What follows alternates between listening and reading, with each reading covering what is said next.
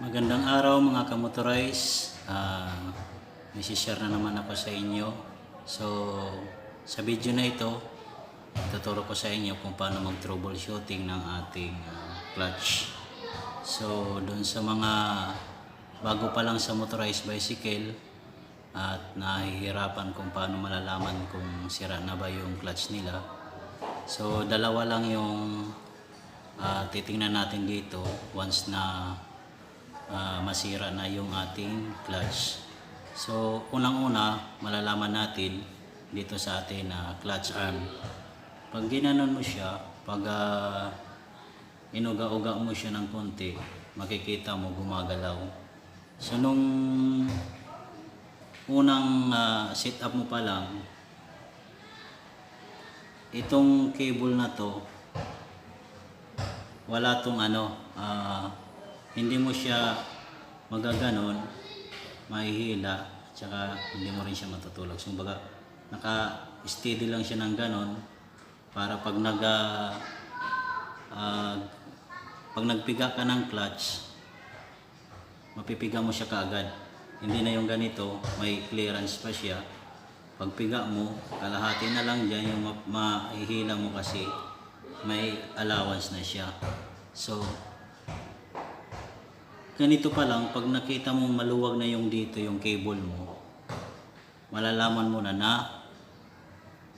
either pudpud na yung backing bar niya or yung clutch shifting niya, yung nagtutulak dun sa backing bar para i-push yung clutch niya para disengage. So titingnan natin kasi ngayon medyo nagkaka-issue ako dito sa aking clutch kasi sagad ko na siya na pinipiga, parang sumasayad pa rin siya ng konti. So ibig sabihin yung backing bar natin medyo, dahil napupudpud yun sa kakaikot, lalo na pag halimbawa natutuyuan ng grasa, so kinakain niya ng konti doon, kaya medyo lumulubog yung bearing niya doon sa backing bar. So nagiging maiksi na yung clearance ng ating backing bar. So ang nangyayari, yung cable natin lumuluwag, kaya kinakapos na tayo sa ating clutch. So dito pa lang, pag check mo ng clutch nyo, makita nyo may issue na. So ipapakita ko naman sa inyo yung loob, kung ano yung itsura niya pag napupudpud na yung backing bar at saka yung shifting rod niya. So bubuksan natin para makita nyo kung ano yung itsura niya sa loob.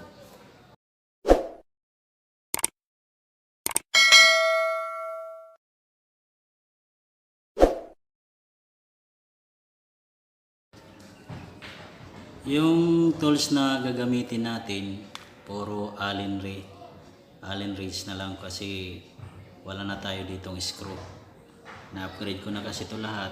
Ginawa ko ng Allen yung dito sa clutch arm niya, at saka ito puro Allen din. So Allen lahat yung gagamitin lang nating tools.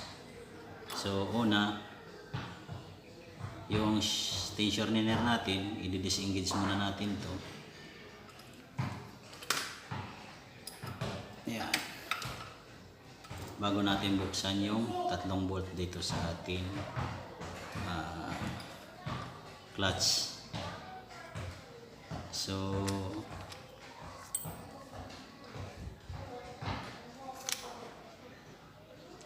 trace yung gagamitin natin dito. Maliit pala, tama pala yung 4, hindi lang kanina na ito 4 pala, sorry, 4.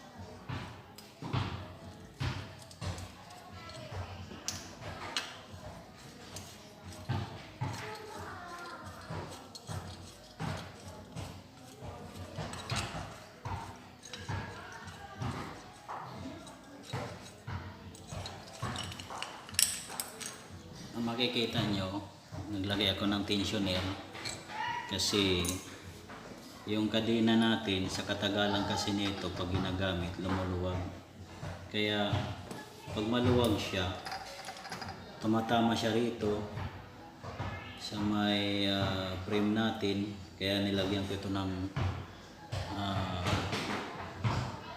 interior ng lumabong interior ng bike at saka dito sa ating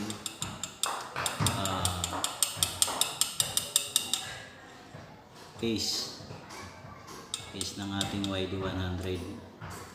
So ilagay muna natin sa baba, tapos tanggalin na natin to.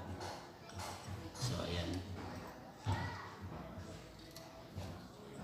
check muna natin tong shifting rod nya kung may bungi na. So okay pa.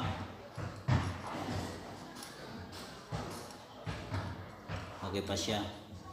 So walang problema dito sa atin na shifting rod. So ang problema natin nandito sa may backing bar. Tapos yung sinasabi ko to, tumatama yung kadena natin dito. Ito makikita nyo, ipopokus ko sa inyo. Itong puti na to, yan, sa kadena yan, tumatama dyan yung ganito niya dito sa atin frame. Kaya kailangan din natin ng tensioner. So sa akin, konti lang yung tumatama niya kasi may tensioner ako. Tumatama lang naman kasi ito pag nag-i-start ako ng engine kasi bumababa to, ito na yung lumulumag. Kaya yung iba humahampas doon sa ating frame. So kung wala kayong tensioner, buong biyahe nyo lagi yan kumakalampag doon sa frame nyo. Mapapansin nyo na lang yung frame nyo dito manipis na gawa nung kinakain na ng kadena. So balik tayo dito sa ating issue, yung backing bar. So ayan yung sinasabi ko. Kung makikita nyo, lubog na. So kaya hirap na tayo kontrolin yung engine natin kasi kahit anong piga mo parang sumasayad pa rin. Kaya pag dating doon sa stop, pag minor mo, namamatay na kagad yung makina kasi hindi pa siya naka-disengage totally. May sumasayad pa siya ng konti. Kaya yung makina namamatay kasi naka-stop na nga tayo. Pinipigilan nyo ng clutch yung pag-ikot ng makina. So ito yung issue natin. Kahit may grasa pa siya, kinain pa rin. So makikita nyo, yan o, butas na. So yan yung issue ng clutch natin pag maluwag na yung kable nya, yung cable. So papalitan lang natin to para magamit ulit natin yung ating motorized bicycle. May extra pa naman ako na ganito, so yun na lang yung ikabit ko.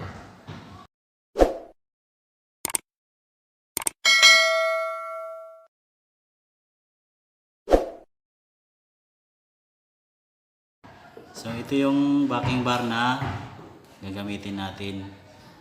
Bali ito yung ginagamit kong backing bar dun sa aking pangalawang engine, yung aking reserva. So ito yung aking engine. Tinanggal ko muna yung backing bar na nakalagay dito para gamitin ko muna pang samantala habang wala pa akong bago, para magamit naman natin yung ating motorized bicycle. So dalawang engine yung ginagamit ko. So itong isa reserva, para in case na masiraan tayo ng engine, may sasalang tayo at magamit pa rin natin yung ating engine habang yung isa inaayos. So ito yung nakasalang dati. So medyo maingay na siya kaya inayos ko muna. So ito ready to install na lang to pag once na masira na itong may issue na tayo dito sa ating ginagamit na engine. So sa ngayon okay pa naman siya kasi medyo bago-bago pa naman to. Okay pa naman yung takbo niya. So tahimik. Wala pa naman tayong ingay na naririnig sa ngayon. Medyo maganda pa yung takbo ng engine na. So ang issue ko lang ay dito sa ating clutch. Kaya ito lang yung papalitan natin, yung ating backing bar. So i-install na natin. Ilalagay na natin yung ating backing bar. Bago natin ilagay, palitan muna natin to ng grasa.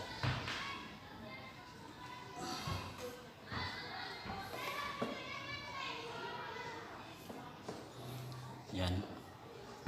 Ilagay muna natin to sa loob.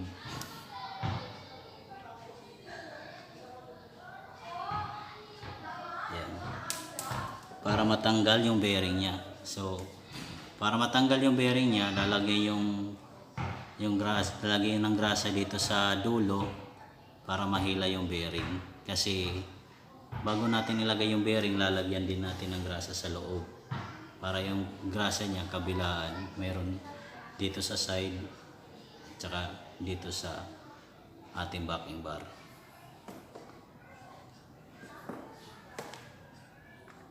Ito lang yung gamitin natin. Yan, ganyan. Tapos ipasok lang natin dito. Ganon.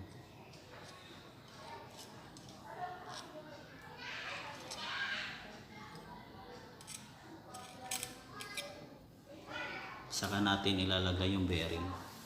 Yung grasa, itutulak na lang yung paloob. Tapos, lagyan ulit natin ito ng grasa. Yan. Bago natin ipasok dito sa clutch niya.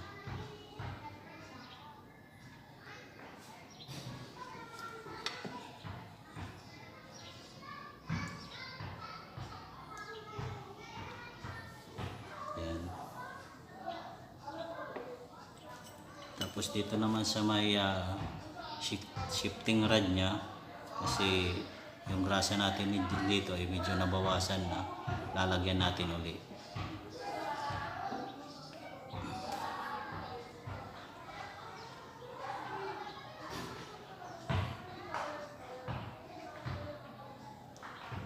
Kaya importante yung grasa talaga dito sa mga sa clutch natin, kasi kita nyo naman kahit may grasa siya, yung ating backing bar kinakain ng bearing, yung friction niya. So napupudpud pa rin siya kahit may grasa na nakalagay. Mas ano pa kaya kung natuyuan na ng grasa, mas lalo mabilis siyang mapudpud kasi iinit niya sa sobrang bilis ng ikot. Kaya ang tendency kinakain yung bakal ng bearing. So yan yung mga tips ko sa inyo, kasi sa mga tulad ko na araw-araw din ginagamit yung motorized bicycle. So yan po yung mga karanasan ko dito sa aking motorized bicycle. So pangalawang beses ko ngayon na magpapalit ng backing bar. So ito yung aking backing bar, dalawa na to. Ito, puro stock to. Ayan, ayan siya. Ayan yung problema niya. Pag ganito na yung backing bar niyo, palitan niyo na yan, kasi talagang hindi na yan tatakbo ng maayos yung engine niyo. Kasi kung halimbawa ihigpitan niyo lang yung cable niyo, kasi dapat nakalapat yan ng ganyan. Kung ihigpitan nyo lang, magiging ganyan lang yung itsura niya sa loob. So, pag piniga mo yung clutch mo, nandito na yon. Kaya ito, kinakain to ng backing bar. So, yung isa kong shifting rod, yung ganito ko, yung dito yung kinain niya, ito. So, kaya pinalitan ko rin ng ganito. Kaya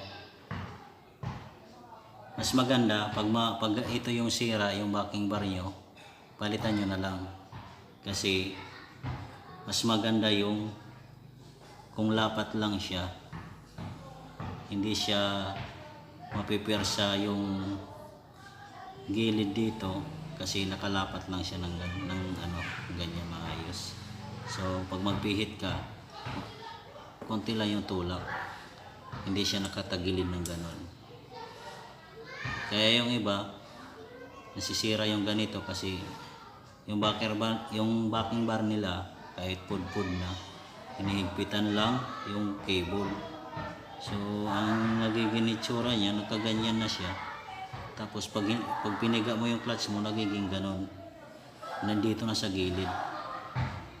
Kaya yung advice ko, palitan na lang para yung forma ng backing bar natin, nakalapat pa rin siya ng ganon, nakaayos. So yung shifting rod natin, hindi siya masisira. So yun lang po yung base sa karanasan ko, kasi hindi naman ako eksperto pagdating sa mga makina. Bali natutunan ko lang lahat to dito sa aking motorized bicycle. So yung advice ko rin dun sa mga bagong may motorized bicycle, kung gusto nyo matuto, pag-aralan nyo muna, tapos pakiramdaman nyo yung makina nyo, kung ano yung sira nya, yun lang yung ayusin. Kung marunong naman kayo mag-upgrade, pwede rin kayo mag-upgrade.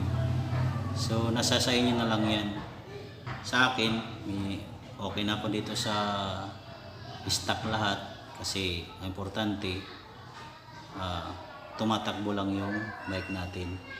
Para sa mga katulad ko na malayo yung pinapasukan, hindi na sila magpapadyak araw-araw ng sobrang layo. So yun lamang po yung may advice ko sa mga, lalo na sa akin nagtatrabaho araw-araw. Kung pagod na kayo sa kapapadyak, pwede rin kayo mag-motorized bicycle. So yung halaga nito ay parang halaga lang din ng isang bike. So parang bumili lang kayo ng dalawang bike, pinag-isa nyo, kaya naging ganito. Siguro yung mga minimum katulad ko, kaya naman siguro yan. Sa pag-ipunan nyo lang. Sa akin, nanghiram lang din ako, tapos pinag-ipunan ko, kaya nakabili ako ng ganito. So dati nung bago pa lang ako, wala pa akong alam sa makina. So lahat dito sa engine ko, ako lang nag-aayos. So dun sa mga halimbawa na wala tayong gamit, katulad nito, yung pagtanggal nito, halimbawa kasi tulad ko wala akong pangtanggal nito, pumupunta na lang ako sa machine shop para patanggal to, tapos papalitan ng bearing. So ito, pinalitan ko na to ng bearing, pagkabit na lang to. Yan lang yung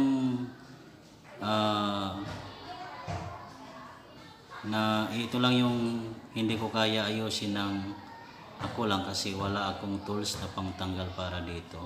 So punta na lang kayo sa machine shop, ipabaklas nyo, tapos pakabit nyo na lang. Bali yung binayaran ko nito, 150 lang yung pagkabit, yung pagtanggal ng bearing ng luma, at saka yung pagkabit. So yan lang yung tips ko sa mga tulad ko. Ako lang lahat to nagbaklas, yung pagkuha nito, lahat, tsaka yung pag-assemble, ako lahat. So natutunan ko na lang sa pag-ayos ko ng aking engine, kaya medyo natututo na tayo kung paano ayusin natin yung ating engine. So yun lamang po sa ngayon yung may share natin sa inyo. So I hope na may natutunan naman kayo sa aking video. So abangan nyo lang uli yung mga susunod ko pang video kung paano i-maintenance yung ating motorized bicycle. So huwag nyo lamang pong kalimutan mag-subscribe, tapos hit yung notification bell para maging updated kayo sa aking pang susunod na mga video. So yun lamang po sa ngayon. Maraming salamat po sa inyo and God bless.